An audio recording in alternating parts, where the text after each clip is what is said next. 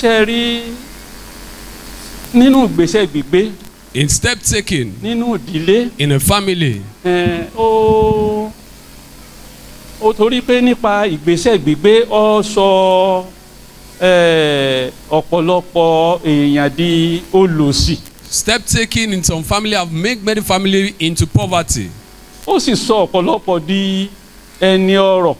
And has made many people rich. Ìgbésẹ̀ gbígbé.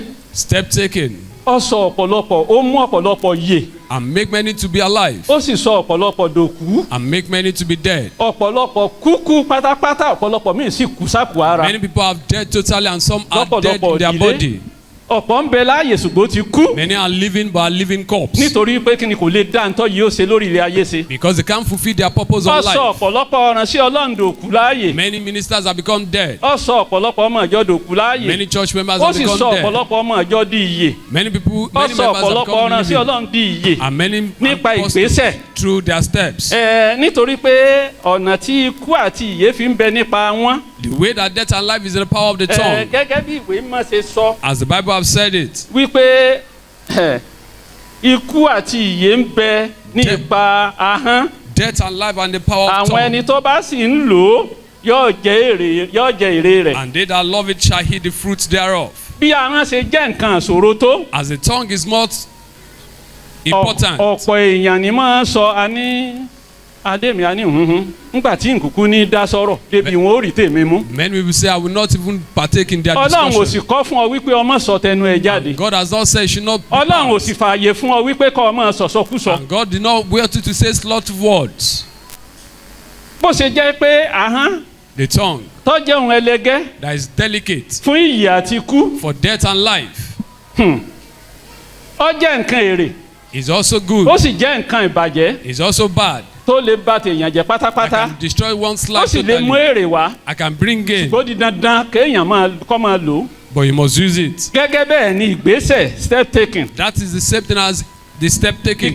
Because many people are afraid. Ọ̀pọ̀lọpọ̀ lẹ̀rù ń bà. Of taking steps. Láti gbé ìgbésẹ̀. Àwọn èèyàn máa ń jáyà àti gbé ìgbésẹ̀. Many people are afraid to take steps. Ìdílé máa ń jáyà àti gbé ìgbésẹ̀. Family are afraid to take steps. Wípé bó ń bá ṣe báyìí. That if I do this. Báyọ̀ mi bá tiẹ̀ ti fẹ́ ṣègbésẹ̀ ń gan. When some people want to take that step. Ìpayà ti dé. The fear will come. Yóò máa wò pé bó ni kó ń gbé ìgbésẹ̀ yìí. Should I take this step or not? Ni mo sọ pé many people are afraid of taking steps. Ọ̀pọ̀lọpọ̀ lẹ̀rù ń bà àti gbé ìgbésẹ̀. Because they do not want to take the risk therein. Torí pé wọn ò fẹ́ la ìjàmbá tó wà nínú rẹ̀ kọjá. And I want to say. Mo sì fẹ́ sọ fún wa. That not to take a risk. Láti má la ìjàmbá ewu tó wà nínú rẹ̀. Is very risky. Òun gan ló léwu jù. All men and women. Ọkùnrin àti obìnrin. Are mandatory to take steps. Láti pàán dandan fún wa láti gbé ìgbésẹ̀. Gbogbo wa pátápátá la gbọ́dọ̀ máa gbé ìgbésẹ̀. We must take steps. Ẹni tí ó bá gbé ìgbésẹ̀. He that does not take steps. Ó ti kú kó tó kú. Is dead before death comes. Ẹni tó bá sì ń gbé ìgbésẹ̀. And he that taking steps. Ó gbọ́dọ̀ tún kíyèsára ń bí ìgbésẹ̀. Must also be careful in step taking. Àìgbé ìgbésẹ̀. Without taking steps. Ló mú ọ̀pọ̀lọpọ̀ ìdílé wà lójú kan. It make many family to be stagnant. Àìgbé ìgbésẹ̀. Without taking steps. Ní èjé èèyàn ó lè débi ìdàgbàsókè. It does not let one get to the point of development. Àìgbé ìgbésẹ̀ ní èjé èèyàn ó ṣàṣeyọrí. It does not get to his point of success. Bí n bá tiẹ̀ gbé ìgbésẹ̀ ń bá ṣe báyìí kí ni ń bà pàdé náà. If I take this step, what will I meet? Téèyàn bá ti ń lo iyèméjì. If you have been doubtful. Tí ìdílé bá ń lò. If your family is doubtful. Kèé jẹ́ kí ohun rere ó ṣẹlẹ̀. It will not let greatness come to that family. Because steps. Ìgbésẹ̀. Are part and parcel of life. Ó jẹ́ ohun tó ṣe pàtàkì nínú ayé ènìyàn. Is part of life necessity. Ó jẹ́ ohun tó ṣe pàtàkì nínú ayé ènìyàn. Because everyone is bound to take one step. Gbogbo wa la gbọ́dọ̀ gbé ìgbésẹ̀ kan. Or the other. Tàbí ìkejì. Steps taken cannot be easy erased. Ìgbésẹ̀ kò rọrùn bẹ́ẹ̀ náà ò lè parẹ́. In the life of a man. Nínú ayé ènìyàn. Without taking some necessary steps. Láì gbé ìgbésẹ̀ tó pọn dandan. Man may not get to a place of position. Ènìyàn ò ní débi ipò rẹ̀. Throughout his life. Ní gbogbo ọjọ́ ayé rẹ̀. Téèyàn ò bá gbé ìgbésẹ̀ tí ìdílé ò gbé ìgbésẹ̀. When the family did not take the step. Ó lè má gbóòórùn ògo láíláí. You might never smell glory. Tó bá jẹ́ pé gbogbo ìgbà. If all the time. yóò máa gbé nǹkan yẹ̀wò ni kò ní tí ó ṣe lórí ẹ̀. You only examine things without taking steps. ìdílé ọba gbé gbèsè. If a family does not take steps, torí pé n tá n gbé ìgbésẹ̀. what we call steps. I will tell you the definition of the step now. Wọ́n sọ ìtumọ̀ ìgbésẹ̀ fún wa. Because step has been defined. Àti túmọ̀ ìgbésẹ̀ pé. By advanced dictionary. Nípa ìwé tó ń túmọ̀ èyìnbó. At the heart of putting one foot. Ìṣe nípa gbígbé ìgbésẹ̀ nípa gbígbé ipa ẹsẹ̀ ènìyàn. In front of the other in order to walk. Láti máa gbé ẹsẹ̀ ní sísẹ̀ ń tẹ̀lé láti lè rìn. n ta lè fi àfijọ ìgbésẹ̀ wé. What we can compare steps to.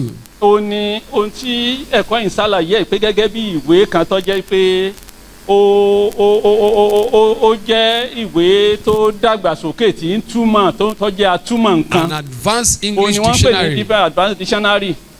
ó dàbí ìgbà tí à ń sọ nípa àwọn ọ̀mọ̀wé. We are talking about the professors. No, ọ̀mọ̀wé. The doctors. The doctors. The doctors are called ọ̀mọ̀wé. The doctors. But the professors are the ọ̀jọ̀gbọ́n. The doctors. You see now tá a bá ń sọ̀rọ̀ nípa àwọn ọ̀mọ̀wé. When we talk about the doctors. bẹ́ẹ̀ là ń sọ nípa ordinary dictionary nínú àwọn ìwé tí ń tọ́ka ọ̀rọ̀ tó jẹ́ pé ó ní level tán lè sọ dé. We are talking about those words that can explain. tá a bá wà ń sọ̀rọ̀ nípa advanced dictionary we are now talking about the professors. Bàtà bá ń sọ̀rọ̀ lélẹ́yìí tó jù yín ibi tí wọ́n ti sọ̀rọ̀ à ń dọ̀pa àwọn ọ̀jọ̀gbọ́n. à ń sọ nípa àwọn ọ̀jọ̀gbọ́n. ọ̀jọ̀gbọ́n. àwọn tí mọ oyún ìpín nínú karahun. Those ones that can give explanation to things that we cannot explain. gẹ́gẹ́ bẹ́ẹ̀ ni ìwé advanced dictionary jẹ́. That is what the book refers to. wípé advanced dictionary. The one that. tí ó tú òyìnbó tí ó tú mọ́ nǹkan wẹ́lẹ́wẹ́lẹ́. that will explain things in details. ju bí àwọn dictionary kan ṣe lè túmọ̀ ẹ̀ sí lọ. more than what some others can explain. gẹ́gẹ́ bẹ́ẹ̀ ni ọ̀rọ̀ yẹn jẹ́. that is what the word is. it is not enough to get to the upstairs. kò tó láti dé ibi ilé alájà méjì. except you discover the step. bá a bá mọ ọ̀nà tá ó gbà débẹ̀. and it is not easy. kò sí rọrùn. to get to the top. láti dé òkè. except you discover the step. àfi tá a bá mọ ọ̀nà tá ó gbà débẹ̀. that will lead you there. ọ̀nà tí yóò darí wa síbẹ̀. and it is not enough to get your desired. kì í ṣe pé ká kàn. your desired growth. kò ṣe pé ká ní èròǹgbà àti dàgbà nìkan.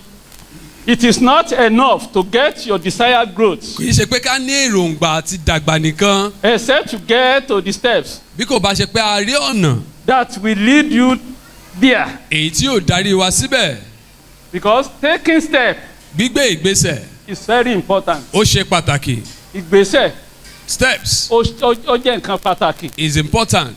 nínú ayé ọmọ ẹ̀dá pàápàá nínú ìdílé. in the life of human being and the family. ọ̀pọ̀lọpọ̀ ìdílé ló fi àwọn nǹkan ló fi falẹ̀. many people have played with so many things. tí nǹkan yẹn wá jẹ́ pé ó fi bọ́wọ́ orí pátápátá. and it has moved beyond tí ò látúnṣe. moved beyond repair. tí ò ṣeé pè padà. and cannot be recalled. ẹ̀yin ìdílé ẹ má jẹ́ kí n tàn wá. families don't be deceived. àwọn àkókò nǹkan kan máa lọ tí èlé padà. there are some times that would have gone and not be recalled. ẹ jẹ́ ká jọ sọ. let us talk to you together. ṣé àwa kan nínú àwa òbí tá a jẹ́ àgbàlagbà ní bí àwa ìyá àti bàbá. some elderly parents here. pàápàá àwa tá a bá gbé oko rí bá a sì gbé oko láàrin ìlú gan-an ó ṣẹlẹ̀ nígbà tí a wà ní kéékèèké. especially those that live in village or in the city when we were small. à ń pè kí nìkan ní ọ̀já àgbà. they call something. ọ̀já àgbà kẹ̀kẹ́ ọ̀já àgbà tí wọ́n máa téèyàn ó fi nǹkan tí wọ́n máa ta sáà mọ́ tí wọ́n máa fi kíní ta tí wọ́n máa lé lọ. tí irú bàbá mòsíìsì ẹ dìde bàbá tàbí àbá àṣìṣì àbẹ́nìyàn kan nù àbá bẹ́tẹ̀ ìta tí wọ́n jókòó tí wọ́n bá mú gi tí wọ́n ń ta ọ̀já àgbà kí bóò ló ṣe rí wọ́n ń ṣe ẹ̀sásáìsì ni ṣáà lè tọ̀já àgbà. can you play with that toy again. tàbí inú ẹ̀yà wa ẹ̀ nísìnyí wọ́n máa lé gẹ̀ẹ́kẹ́ ọ̀já àgbà kí. our mother is playing with the ọjà àgbà toy. ànírà yí padà burúkú. we will not go back àwọn nǹkan kan wà téèyàn ò lè padà sí. there are some things we cannot go back to. àkókò wà fún gbogbo. there is time for everything.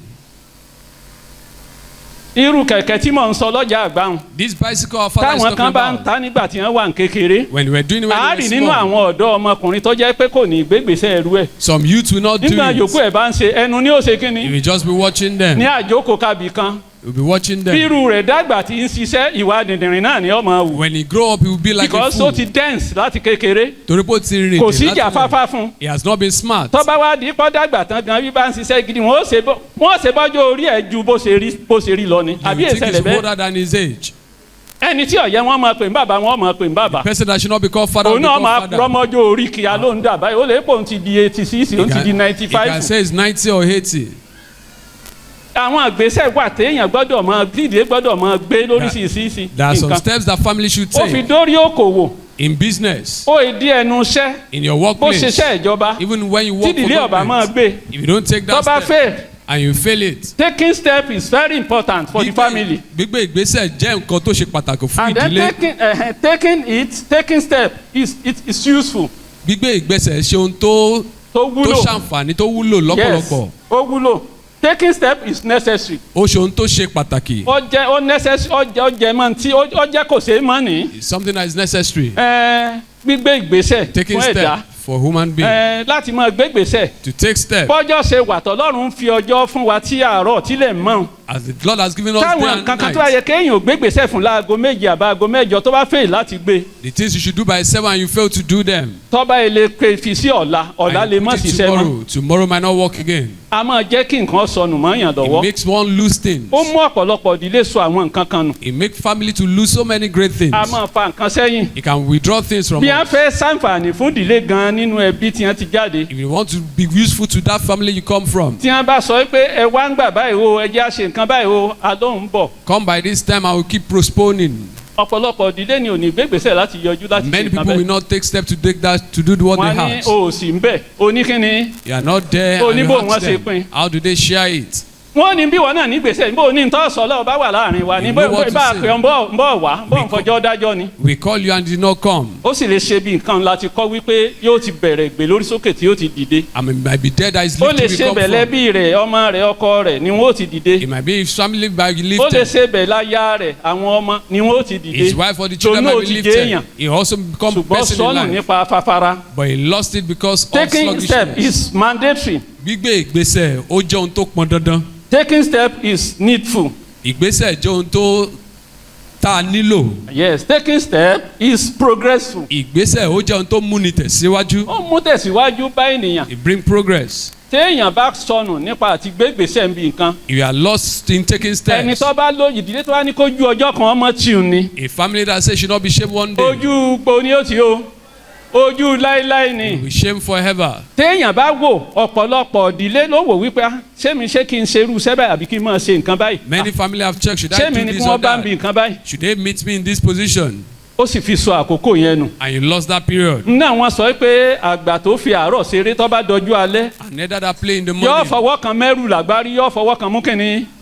We ọ̀pá carry ni. load with one hand and walking stick with the Àsìkò other. ara là á búra. You do things when it is necessary. Ọ̀pọ̀lọpọ̀ ìdílé máa fi nǹkan ṣafẹ́fẹ́. Many family play with so many things. Ìtọ́ yìí ó fi sọjú alẹ́ ló ti lò láàárọ̀. What you should do in the night, you are doing it in the morning. Àsìkò sinmi The time of rest fọjú alẹ́ for the night. ó ti lò máàárọ̀. You have used it during your daytime. Ìgbésẹ̀ tó yẹ ká ìdílé mi ò gbé láàárọ̀. The step you should take in the Ó fẹ́ morning, láti gbé. you fail to take them. Ní sọ ọ̀pọ̀lọpọ̀ ìdílé ní sọ yàn dò ń yẹ̀yẹ́ àní dò ń yẹ̀yẹ́. It make us to be ridiculed. Tí ìdílé bá ti lè fail When a family fails láti lè gbé ìgbésẹ̀ tó yẹ. to take the next Ìyàwó ni step, ọkọ ni. whether the husband or the Ọmọ ni. wife or the children, Tó bá ti lè kùnà láti lè gbé. and you fail that A step, máa mọ ọmọ ọfọ́n ẹlẹgbẹ́ rẹ̀ ní títì. it make your children to run Because from nǹkan his bá ara wọn mates. tí wọ́n jọ jáde léèwé. When you see people that graduate Torí tó ń gun together káà onídìí bẹ̀rẹ̀ tí ń gun bọ̀ báyìí tí yàn tẹ bírèkì lẹ́gbẹ̀ẹ́ and you rẹ̀. see bringing Àti pé cars lágbájá Mr. lágbájá and you ìwọ call ni. his name, is it you? Alóhùn ògbẹ̀ ẹ̀yìn wò wọn mọ̀ pé ní ń bọ̀. I don't know, it's the one Ó ti coming. dá mọ́tò rẹ̀ mọ̀ You nù. know his vehicle. Ìjọba tún ti rí mọ́tò tọ́jọ́ láì tí ì rí nọ́mbà. Kí ni ó ṣe? The moment you see him again, he's going Ọ̀nà to tí run. ọ̀fẹ́ yà sí ni ọ̀lọ́ yà sí. He branched to a wrong A máa place. kó yàjẹ̀ èèyàn gan tí wọ́n èèmú yàn lólè. He make you to be Torí ìyàtọ̀ misunderstood. bá yà sí bòmí ìjọ mi. Whenever you walk to a wrong Ó lè place, ṣe ilé agbo létọ́ jẹ́ pé ilé wọn tààràtà láti títí àárín ọ̀dẹ̀lẹ̀ yóò ṣe kí ni. it might be a place you lèèyàn just ọbẹ̀ go sí. into another person's Ta ni ó house. wà lóhùn họ fún tóun fi sílé òun léwọ̀? Who will you say you are running Wọ́n ó mú for? lólè. They will take him as a thief Àìgbégbèsè lọ́jọ́ àárọ̀ ni ló kó bá wọn. because you not take step at the right time. Àwọn ìgbésẹ̀ tó yóò gbé ńgbà tí ń ṣe akẹ́kọ̀ọ́ The step you should take when you are a tó fi yẹ student kó bẹ́gbẹ́ pé kò ṣe. that you should be àwọn part. ìgbésẹ̀ tó yẹ kí ẹni ó jẹ́yà tó yẹ ó gbé The step nígbà that tán the brother ẹlẹgbẹ́ rẹ̀ ń should take ṣókòwò when your mates are doing tí wọ́n business fi ń ṣe rere and they are doing good tí ò gbé. and you do not take it, ìní jẹ́ ọmọ nàràwọ̀ ẹlẹgbẹ́ rẹ̀. it make you to stretch and watch your àìnígbèsè a máa friends. sọ ọkùnrin dòṣó. When you don't take step, make you a nígbà tí wizard. ọba ti gbégbèsè tó yẹ ó gbé ńgbà tó ń ṣiṣẹ́ When àbí you tó ń don't ṣe take the nǹkan kan. necessary step when you have to do tó bá them, kùnà láti gbégbèsè ń. when you fail to take èèyàn á that máa step, rà sinmi ọjọ́ alẹ́ lẹ̀. you can perish èèyàn where lè wà lẹ́nu iṣẹ́ tí ń tajà. you can be selling ó gan ro you ṣùgbọ́n be tí ọba taking, gbégbèsè and you don't take the step. orí rírò ní ọwọ́ àti ó fi dàbí ẹni pé kò ní lè ṣe nǹkan kan You mọ́. think you bẹ́ẹ̀ make it to ìṣiṣẹ́ ìjọba anything. náà ni. And if it's the government téèyàn work ọba ní èrò wípé kí ni ó ṣe after kí ni kó ṣe. and you don't have plan after yóò kàn rí retirement, wípé ṣe ló ń wá redundant after the retirement. person will just be useless. ọkàn wà ń lẹ̀ useless á ṣe ni. Be useless.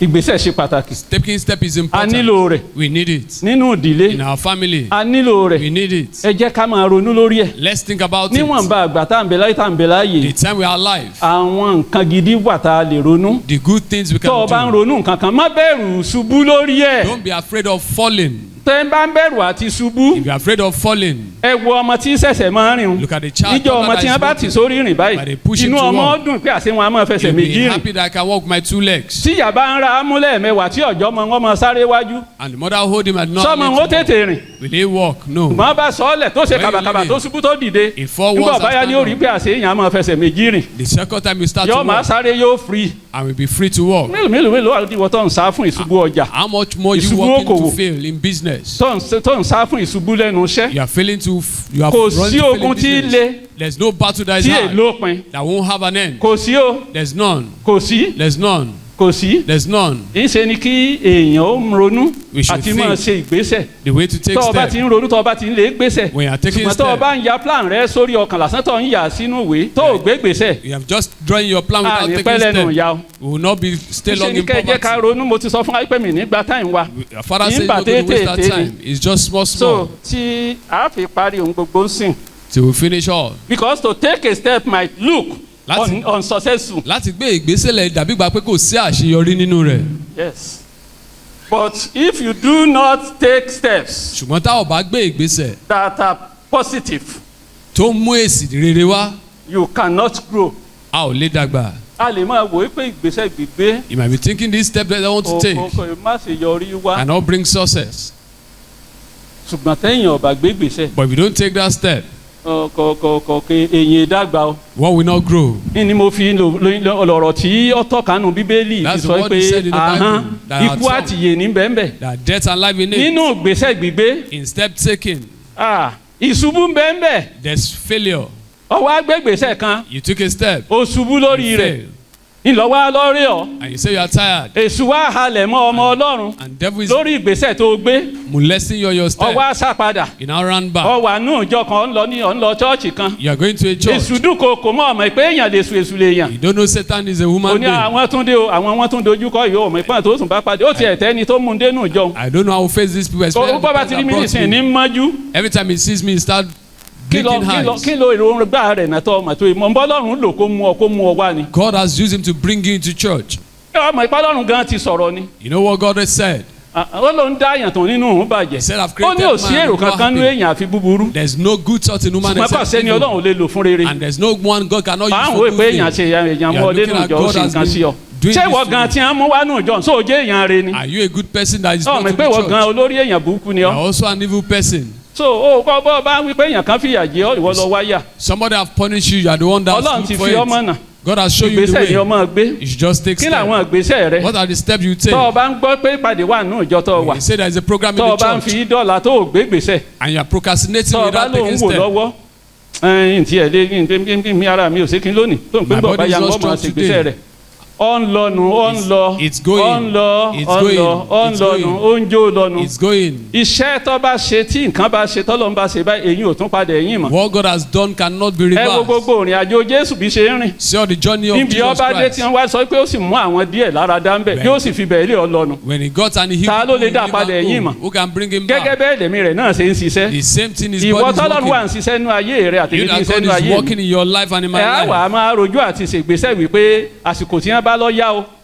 wàá fẹ́ Jésù fẹ́ ṣiṣẹ́ o. will now be tired to walk when Jesus àti wants to agbègbèsẹ̀ walk. yóò àrò ọ lójú. To take that step will be ìgbà difficult náà for ní you. bẹ́ẹ̀ yẹn ọmọ dùn ọ́. Is that time your back ìgbà will be náà paining létí you? ọmọ ro ọ́. Is that time your hair ìgbà will náà be pinching lẹ́gbẹ̀ẹ́ you? ọmọ dùn ọ́. Is that ìgbà time náà your back lẹ́sẹ̀ will rí be ó paining wú you? kùpọ̀ láì ṣe Your mọ́tò. leg will be big. ọ̀ ń tinra rẹ ni You o. are only doing yourself. sí ìgbésẹ̀ ṣe pàtàkì o. Taking step is a important. ní kùnà o. We will not fail. a ní Amen. jábọ́ o. We will not fall. a Amen. ṣoríire o. We shall- mo sọ fún àmọ́ ní to take step láti gbé might ìgbésẹ̀ look unsuccessful. ó lè dàbí gba pé kò sí but if you àṣeyọrí do nínú not take steps ṣùgbọ́n tá ò bá gbé that are ìgbésẹ̀ positive tó ń yọrí you sí cannot grow a ò lè dàgbà because taking step gbígbé ìgbésẹ̀ will lead you to your growth. yóò darí sí ìgbéga wa taking step gbígbé will ìgbésẹ̀ lead you to your increase. yóò darí wa sí ìpọ̀sí yóò jẹ́ kó yàn pọ̀ sí yóò make it to ní ẹ̀mí increase àti lára. in both body and spirit taking step gbígbé ìgbésẹ̀ will lead you to your expansion. yóò darí wa sí ìmúgbòòrò taking step gbígbé will ìgbésẹ̀ lead you to your multiplication. yóò mú wa pọ̀ sí lọ́pọ̀ taking yanturu step gbígbé will ìgbésẹ̀ lead you to your progress. yóò mú wa lọ sí ìtẹ̀síwájú taking step gbígbé will ìgbésẹ̀ lead you to your glory. yóò mú wa lọ sí ògo. ẹ wo àwọn nǹkan tí ìgbésẹ̀ ń ṣe fún Look at ènìyàn. what taking step can bring to one's life. gẹ́gẹ́ bẹ́ẹ̀ la hán So also our tongue.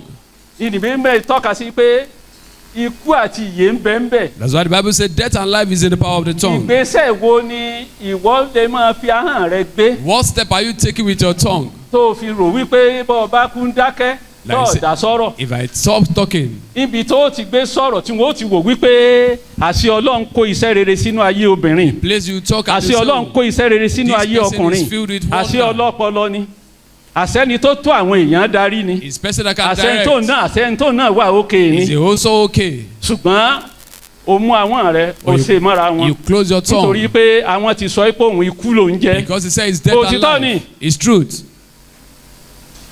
ṣùgbọ́n ǹjẹ́ ìwọ náà pinnu àti lo ahọ́n rẹ fún Are you rere. determined to use your tongue for good? ọ̀pá ẹnu rẹ mọ́ You nítorí close pé your mouth. o ti mọ̀ pé ìgbésẹ̀ gbígbé ń step. Because the step you o ti take, mọ̀ pé èèyàn lè ṣubú ń you bẹ̀. can fall in it.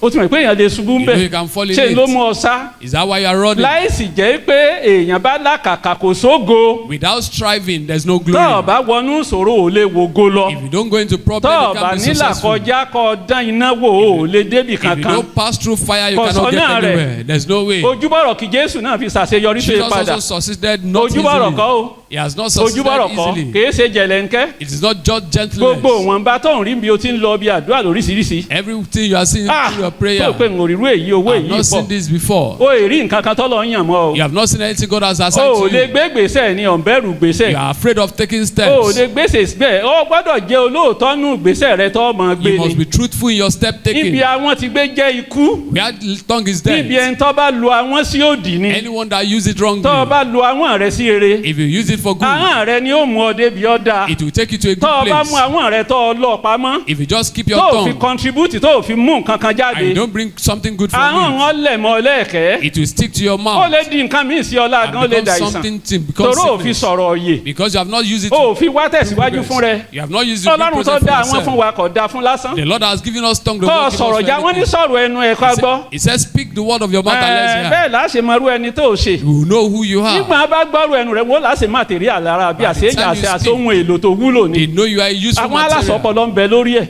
You have brain. wọ́n á ní bá a ṣe ń wo àmọ́ ipò ṣe báyìí. As you are looking at you, don't ṣùgbọ́n know it's òdo di knowledgeable. nítorí wípé kí ni You are deaf wọ́n because má of fọ̀rọ̀ what? ẹnu rẹ mú ọ. They won't hold you to the words of your ọlọ́run tó mouth. dá àwọn nǹkan nǹkan The bí wọ́n Lord lọ has mọ tó created fi that dòódì. ọjọ́ èèyàn burúkú ló fi dòódì. You are a bad person. tó o That's bá why jẹ́ you are èèyàn deaf. rẹ ni ò ní If you dòódì. are a good person, you will tó o not bá be deaf. pinnu àti máa lu àwọn rẹ fún rere. If you have decided tó to o use sì your mọ̀ tongue for ìpọ́pọ́lọ́ ń good, bẹ lórí rẹ tó and you wúlò. know you have wisdom, pọ́pọ́lọ́ yẹn ṣe mọ gan tó o bá lu àwọn rẹ. that wisdom that ó you tún have ti on bẹ̀ your tongue, dàgbàsókè tó tún develop. you grow from here and ó develop. tún develop. You develop from there.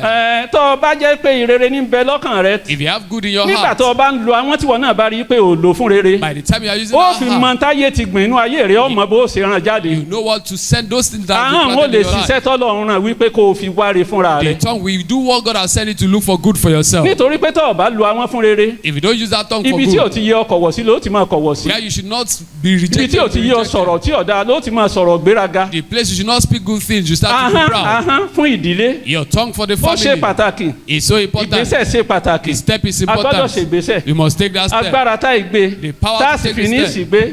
that will not be Ọlọ́run wrong yóò fi ceremony. fún wa. The Lord will give unto a us. ṣe débi iye. We'll take it to success. take your step of faith Gbé ìgbésẹ̀ by choice. ìgbàgbọ́ nípa ohun tó fẹ́. take your step of faith by choice. Gbígbé ìgbésẹ̀ ìgbàgbọ́ nípa ohun tá a Not fẹ́. to take a step is another choice, Má gbé ìgbésẹ̀ ó jẹ́ ohun téèyàn yàn láàyò but negative.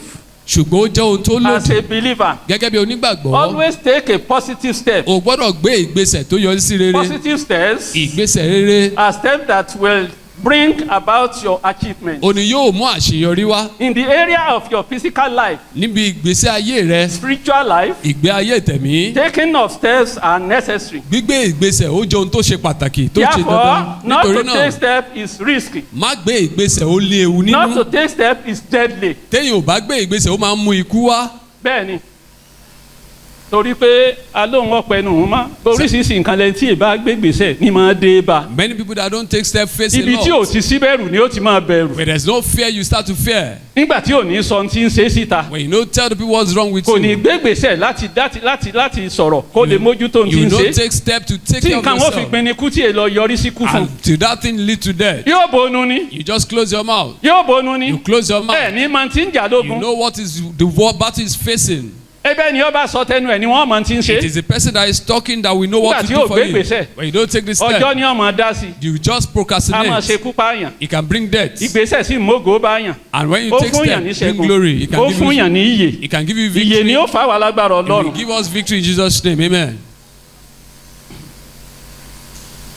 There are areas you need to take steps Àwọn ìpele kan wà tá a gbọ́dọ̀ gbé ìgbésẹ̀ with the help of God. pẹ̀lú ìrànwọ́ You Ọlọ́run will reach your goal. láti dé ibi tá a fojúsùn. By the help of God, you Nípa ìrànwọ́ will Ọlọ́run. reach your goal. A ó débi ìfojúsùn wa. Areas to take steps. Àwọn ìpele tá a ti gbọ́dọ̀ gbé ìgbésẹ̀ Spiritually, nípa ti ẹ̀mí. ṣe gbọ́ báyìí, a gbọ́dọ̀ máa gbégbèsè nípa tẹ̀mí. Must take step in our spirit life. Ìgbésẹ̀ má fi àdúrà dá ọ̀la. Don't procrastinate your prayer. Àwọn tí wọ́n máa dáyàn láàmú ìsinmi. Those people that trouble one's life don't take rest. Àìsinmi wọn ìmọ̀ Ọlọ́run sì ni. And when they don't take rest, this is Àwọn God's Ọlọ́run plan. ní kó ta ń pẹ́ kó o lè débi ògo. God want them to touch you so that I can take Ṣùgbọ́n to bí your wọ́n bá ṣe glory. ń ta ọpẹ́ tó ti ń lù ọ́ tó ti ń tì ọ́ sọ́hùn tó. As they are pushing you forth and back, Gọ̀gọ̀dọ̀ náà ló ń ṣe é lulẹ̀ ló gbéra rárá. you are Ó just gbé falling to the gbèsè ground without taking steps. ní tẹ̀mí. In spirit, Ó gbàdúrà. you did not pray. You Ìwàkúwà ló ń wá are kiri. just seeking for Ìgbésẹ̀ tó nonsense. lòdì ló ń wá You are kiri. taking evil steps. Ìyẹn ni ìwé mímọ́ sọ wípé the wrong step is deadly.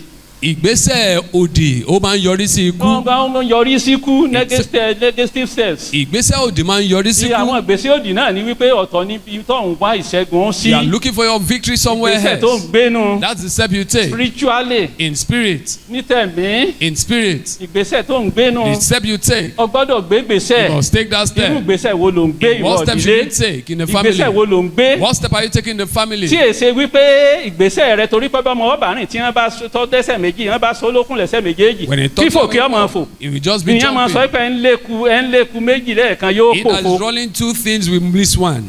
You must take step physically. O gbọ́dọ̀ gbé ìgbésẹ̀ ní ti ìtàlẹ́fojúrí. Yes. Kìí ṣe ìgbésẹ̀ kọ̀ọ̀kọ̀ Not hidden one. physically. Ìtàlẹ́fojúrí. Kìí ṣe ètí ìgbésẹ̀ kìí ṣe ìgbésẹ̀ tí ọmọ jẹ́ pé gbogbo ọ̀rọ̀ tí mo pè sí gbogbo ọ̀rọ̀ òfófó. Every word, every backbiting, Ọ̀rọ̀ ọ̀dà nǹkan rú. every word that can scatter Ìní things. sọ pé ahọ́n ikú ni. That's what the Bible says. Iye sí ní. Death and his life. Ní tí ó pa ẹlòmíì. What will kill all the Ní people? tàbí tí ó pa lápá yé ni màá What lé will kill kí. him is start running after them. Ní ọmọ ṣe kiri. He will start doing them. Ní ọmọ ṣòfófó. He will start to prognose. Ní ọmọ ọ̀gá olófòfó ọ̀gá adagboru ní He's a ọ̀jẹ̀. chief backbiter.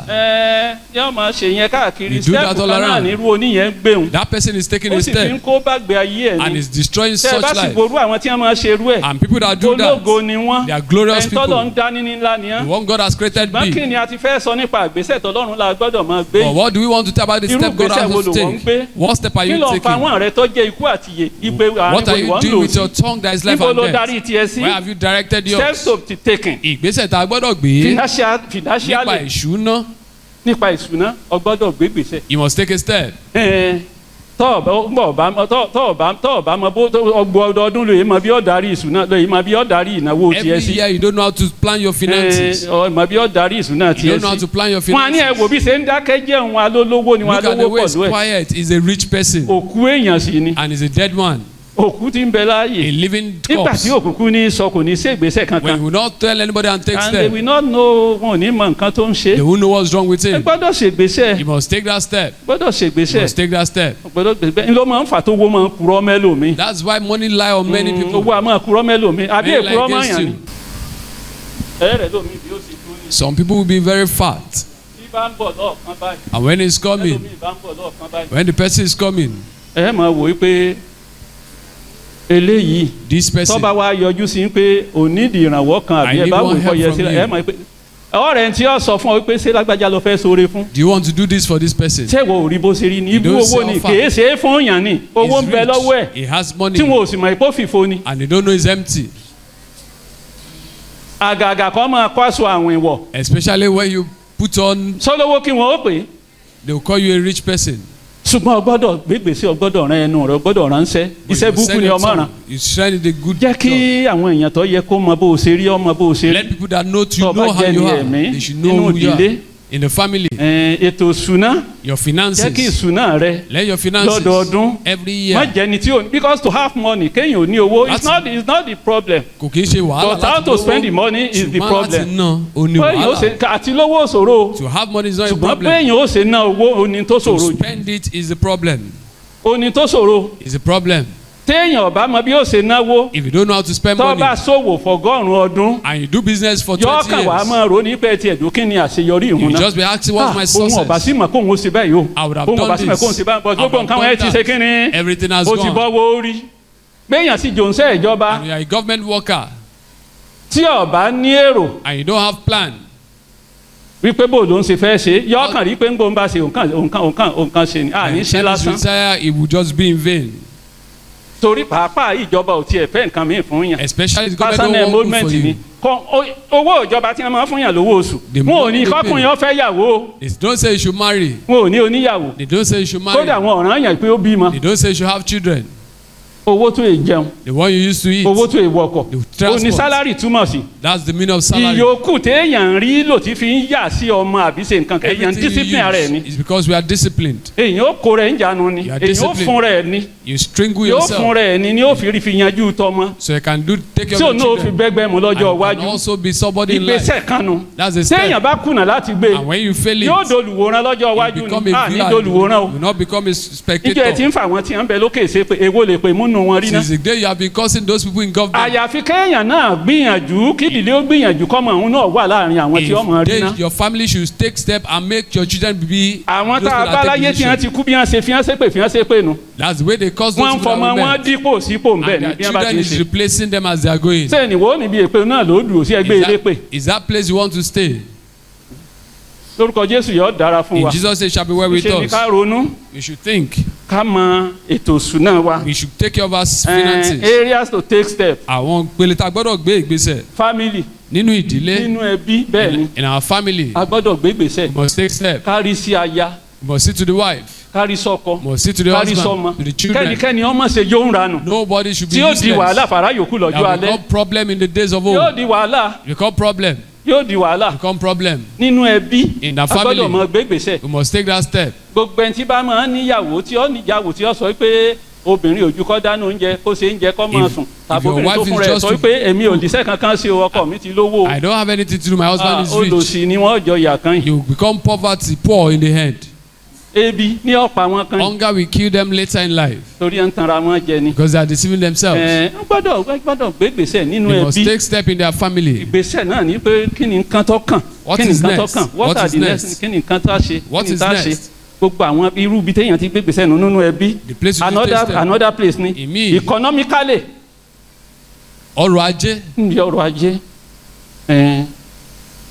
ìdílé gbọ́dọ̀ gbé ìgbésẹ̀ ní Family must ọrọ̀ take ajé step ọrọ̀ ajé economically. gbọ́dọ̀ Must take step. gbọ́dọ̀ gbé ìgbésẹ̀ Must take níbi ọrọ̀ step ajé in economics.